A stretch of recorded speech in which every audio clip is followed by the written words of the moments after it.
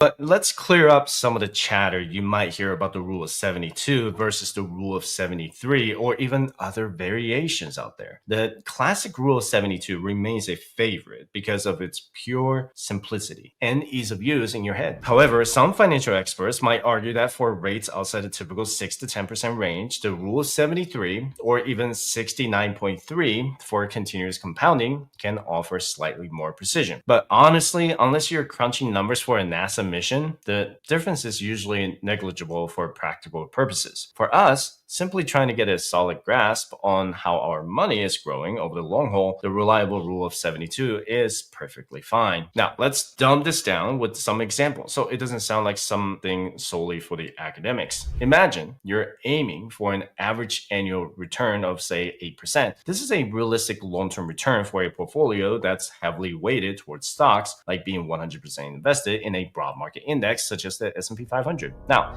using a rule of 72, 72 divided by 8 equals 9 years. Simple, straightforward, predictable. If you start with $50,000 with no additional contributions, in about 9 years, you will be looking at $100,000. But what if we consider a more conservative approach, and perhaps your portfolio has a larger allocation to bonds and leading to an average annual return of 4%? What then? Well, 72 divided by 4 gives us 18 years. So yes, your money will still double, but it'll take a bit longer.